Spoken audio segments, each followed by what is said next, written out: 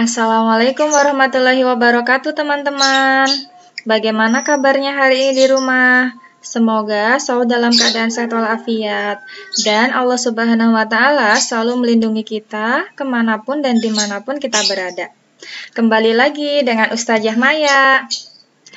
Sebelum kita ke pembelajaran bahasa Indonesia, alangkah baiknya jika kita berdoa terlebih dahulu ya teman-teman. Teman-teman sudah siap? Baik. Ustazah izin untuk memimpin doanya ya. Sikap berdoa, tangannya diangkat, kepalanya ditundukkan. Doa sebelum belajar. Bismillahirrahmanirrahim. Rabbi zidni ilman warzuqni fahman. Amin. Hari ini kita akan belajar tema 3 tentang peduli terhadap makhluk hidup.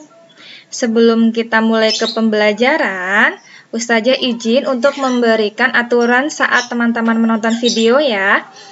Yang pertama, pastikan teman-teman menonton videonya dari awal sampai tuntas. Yang kedua, pastikan teman-teman fokus dan mendengarkan apa yang sudah disampaikan oleh Ustazah di dalam video.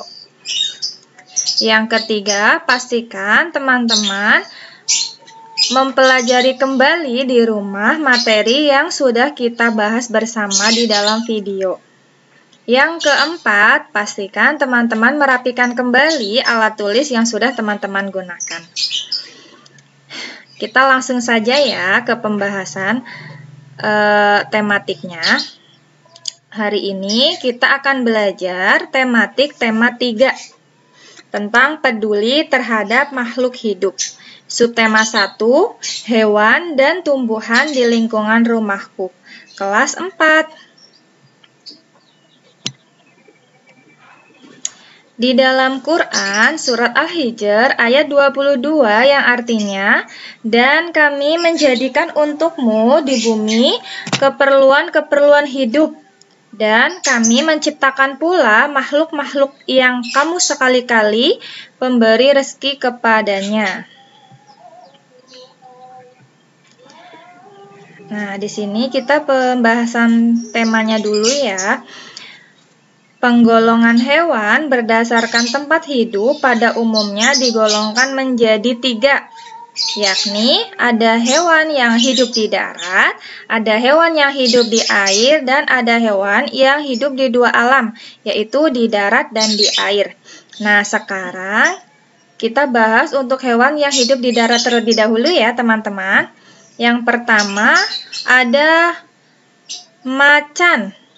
Macan itu adalah hewan yang hidup di darat. Kemudian di sini ada kucing. Kemudian ada sapi, kambing, kuda, dan ular. Nah, tentunya teman-teman sudah tahu ya untuk hewan-hewan yang hidup di darat itu ada apa saja.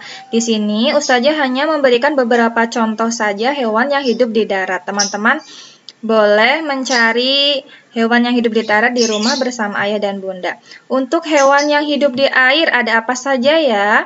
Di sini Ustazah sudah ada ikan, ubur-ubur, kemudian kuda laut, bintang laut, udang, lobster, gurita, dan kepiting. Tentunya masih banyak lagi hewan yang hidup di air. Nah, selanjutnya ada hewan yang hidup di 2 alam. Ada katak. Contohnya terus ada buaya. Ini juga hidup di 2 alam. Atau bisa dinamakan dengan hewan amfibi. Itu hewan yang bisa hidup di darat dan di air. Nah, selanjutnya ada penggolongan hewan berdasarkan jenis makanannya. Nah, ada apa saja ya? Di sini ada omnivora. Omnivora itu adalah hewan pemakan segalanya. Di sini Ustazah sudah berikan contoh ada tikus. Hewan tikus adalah hewan yang pemakan segalanya, apa-apa dimakan. Ya, kemudian ada hewan herbivora.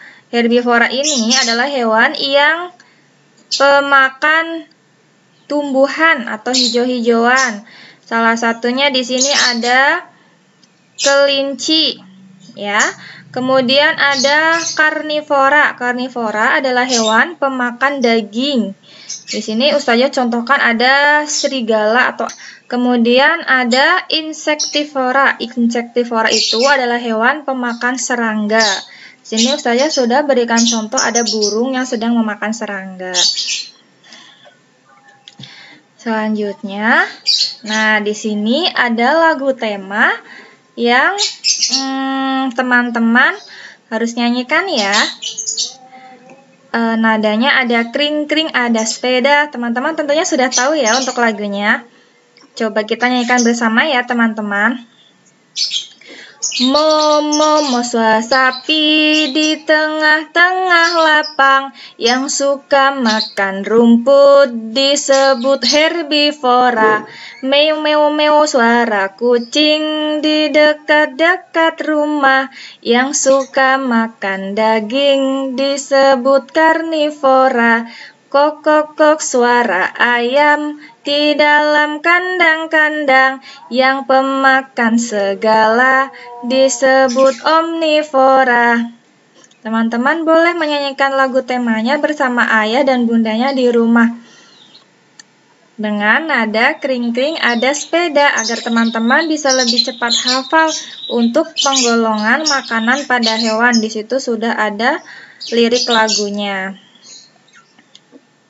Ya, selanjutnya kita langsung ke pembahasan materi ya. Hari ini kita akan belajar bahasa Indonesia. Tema 3, peduli terhadap makhluk hidup. Subtema 1, hewan dan tumbuhan di lingkungan rumahku, kelas 4. Nah, di sini kita akan belajar tentang membuat pertanyaan berdasarkan kriteria dan membuat kalimat pertanyaan. Kita langsung saja ya teman-teman, pastikan semua teman fokus menonton videonya. Nah, bagaimana ya cara kita membuat pertanyaan yang baik? Nah, di sini kita harus sesuai dengan topik. Yang kedua, pertanyaan fokus atau tepat sasaran. Yang ketiga, ada bahasanya yang benar. Kemudian, untuk kalimat pertanyaan itu diawali dengan apa, siapa, bagaimana, di mana, kapan, mengapa. Nah, antar pertanyaan berkesinambungan, menggali lebih banyak informasi, dan untuk jawabannya bukan iya dan tidak. Nah, itu adalah beberapa kriteria pertanyaan yang baik. Nah, di sini kita akan belajar tanda baca tanya. Apa itu tanda baca? Tanda baca tanya adalah salah satu tanda baca yang digunakan untuk menandakan akhir kalimat pada kalimat pertanyaan. Nah, bagaimana simbolnya kira-kira untuk tanda tanya tersebut? Nah, di sini saya sudah berikan ya untuk contoh simbol tanda tanya. Teman-teman tentunya sudah tahu ya untuk tanda bacanya. Nah, selanjutnya, untuk tanda baca tanya ini biasanya digunakan untuk kalimat yang awalnya 5W plus 1H. Apa itu 5W plus 1H? Yaitu ada apa, kapan, di mana, siapa, mengapa, dan bagaimana. Ya, selanjutnya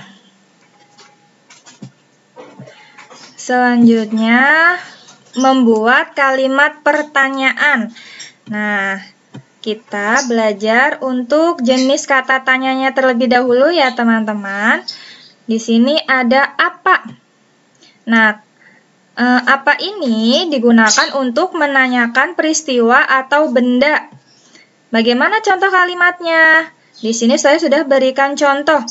Apa yang terjadi jika pepohonan ditebang? Nah, seperti itu. Kemudian ada siapa, jenis kata siapa. Nah, biasanya kata siapa ini digunakan untuk menanyakan orang atau tokoh. Nah, bagaimana contoh kalimatnya? Di sini ada siapa yang bertanggung jawab terhadap kelestarian lingkungan? Kira-kira siapa ya? Tentunya jika sebuah pertanyaan itu pasti ada jawabannya. Selanjutnya ada jenis kata kapan. Nah, untuk kapan ini biasanya digunakan untuk menanyakan waktu. Contoh kalimatnya ada, kapan tumbuhan melakukan fotosintesis? Selanjutnya ada kata jenis di mana. Biasanya untuk kata di mana ini untuk menanyakan tempat. Contoh kalimatnya ada, di mana tempat terjadinya fotosintesis? Kemudian ada jenis kata bagaimana. Biasanya digunakan untuk menanyakan keadaan, proses, atau cara. Nah, contoh kalimatnya ada, bagaimana keadaan hutan di Indonesia? Nah, ini berarti contoh kalimatnya menanyakan tentang keadaan. Ya. Selanjutnya, kata mengapa. Nah, untuk kata mengapa ini biasanya digunakan untuk menanyakan sebab atau alasan. Contoh, mengapa hutan disebut paru-paru dunia? Nah, ini menanyakan alasannya apa ya? Hutan itu disebut dengan paru-paru dunia.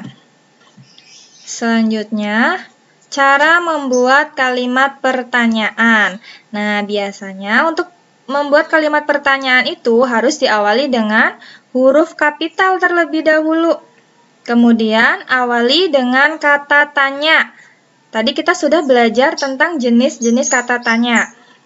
Kemudian diakhiri dengan tanda tanya. Tentunya teman-teman sudah tahu ya untuk simbol tanda baca tanya seperti apa. Tadi sudah dijelaskan di depan.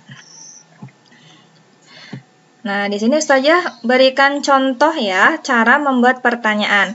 Di sini ada jawaban tentang pertanyaan yang sebelum kita buat. Cacing menyukai tempat yang lembab untuk menjaga tubuhnya selalu basah dan lendir. Nah, untuk huruf yang Ustazah beri warna merah, itu adalah jawabannya. Kira-kira bagaimana ya untuk contoh pertanyaannya? Ada yang tahu, teman-teman? Baik, kita bahas ya. Karena ini menanyakan alasan atau sebab, jadi menggunakan kata mengapa. Nah, mengapa cacing menyukai tempat yang lembab? Nah, jawabannya karena cacing menyukai tempat yang lembab untuk menjaga tubuhnya selalu basah dan berlendir. Jadi, untuk kalimat pertanyaan ini harus sesuai dengan jawabannya. Apakah itu mengacu pada proses, alasan, sebab, atau yang lainnya. Jadi kita bisa menentukan jenis kata tanya yang akan kita gunakan. Selanjutnya, ada proyek yang harus teman-teman kerjakan di sini. Di bahasa Indonesia ada 2 proyek. Yang pertama, teman-teman silahkan membuat pertanyaan dan jawaban tentang tumbuhan yang ada di sekitarmu. Minimal teman-teman membuat 5 pertanyaan. Dan pastikan jenis katanya berbeda. Bisa apa, mengapa, bagaimana, siapa, di mana, teman-teman boleh memilih untuk jenis katanya. Tetapi pastikan untuk pertanyaannya itu berbeda-beda jenis katanya.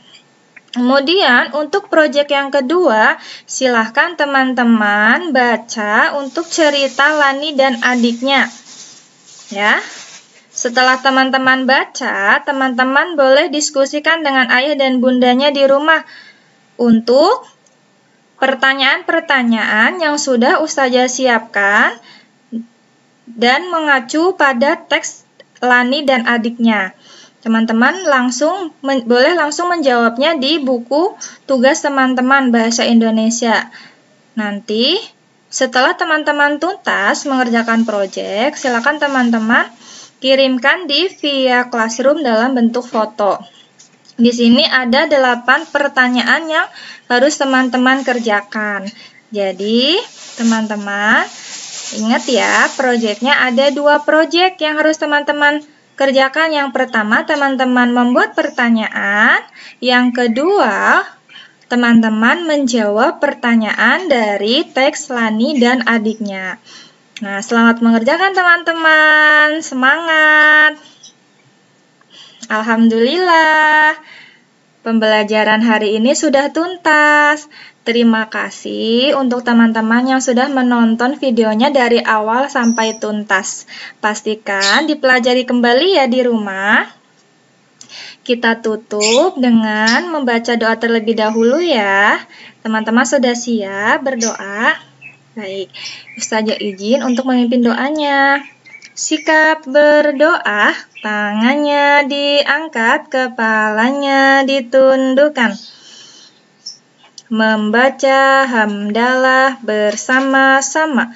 Alhamdulillahi Rabbil Alamin. Segala puji bagi Allah, Tuhan semesta alam. Amin. Ustazah mohon maaf apabila ada kata-kata yang kurang berkenan di hati teman-teman. Mohon dimaafkan ya. Terima kasih. Wassalamualaikum warahmatullahi wabarakatuh.